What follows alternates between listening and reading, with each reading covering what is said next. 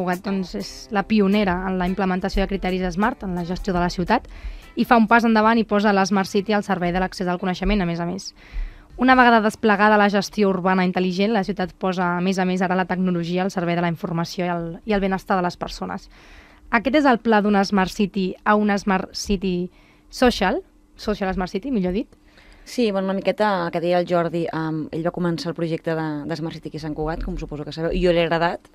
i estic encantada d'agradar-lo, però clar, una miqueta el món ha canviat, diguéssim, abans el tema de Smart City doncs era molt tema urbà, diguéssim, de parcs, d'enllumenat, d'escombraries, de rec, i ara està tendint, una vegada solucionat aquesta part més de serveis urbans i de sensorització dels serveis urbans de la ciutat, doncs ara es tendeix a fer, aplicar a la Smart City a la persona, no? Per això li diem social. Llavors, jo crec que és l'evolució natural del que és el sensor de tota la vida, de mesura d'humitat d'un parc o de lluminositat d'una làmpara, del tema urbà al tema social. Perquè una miqueta és el que deia el Jordi, que ara el ciutadà o la persona és la que és el centre i és la que necessita notar que hi ha una política de Smart City. Per tant, una miqueta el que estem fent ara és això. Si fins ara se centrava molt en temes urbans, ara el que fa és centrar els serveis de Smart City més des del punt de vista social. Per exemple, el tema de teleassistència, que ja hi era, el que passa que li hem posat nom, ja hi era i cada vegada n'hi ha més, perquè és evident que el tema de la tecnologia és comú i està extesa, tothom té un iPhone, un qualsevol telèfon, un Samsung, el que sigui, sobre la butxaca, per tant la fa servir per ser smart, com dèiem abans. Llavors és el que ja hi ha, posar-li nom, diguéssim una mica, i veure quines opcions hi ha. Per exemple, el tema de la teleassistència, ja existia la teleassistència, és un clar exemple de la Social Smart City, que és la tecnologia aplicada a la millora de la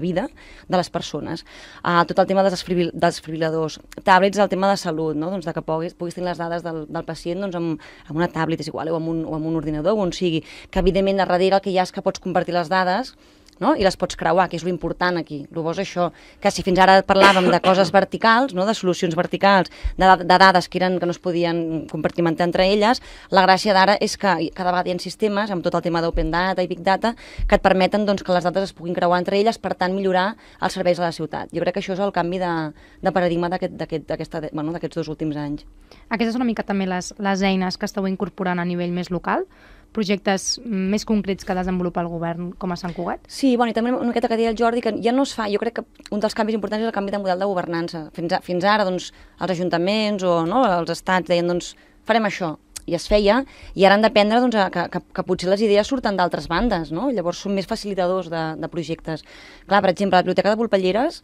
que és l'Ajuntament evidentment ja ha participat, perquè és una inversió important, però hi ha part de la biblioteca que ha sortit del coneixement d'associacions de veïns, de l'Autònoma, i hem fet dins de la biblioteca un espai de laboratori de Smart City, diguéssim, aplicat pel ciutadà. És un exemple de Social Smart City on no és una proposta de l'Ajuntament, sinó que allà he participat les empreses, les universitats, les associacions de veïns i l'Ajuntament, evidentment, que també. Per tant, és un mica aquest canvi de model de governança, que és el que dèiem, que la participació és col·lectiva. Ara parlàvem d'aquest mesurador de cobertura. Ara vam fer el Sant Cugat Experience, vam fer un projecte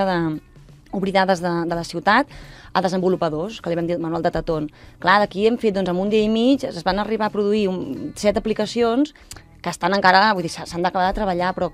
de gent que sap com funciona, que en saben més que nosaltres, i evidentment ho aprofitarem, hem d'aprofitar el coneixement que hi ha, i aquestes persones disfruten fent això, i si funcionen, igual fan un producte que poden comercialitzar. Per tant, és canviar una mica les relacions entre ciutadania, empresa, administració, i crec que hem d'anar cap aquí.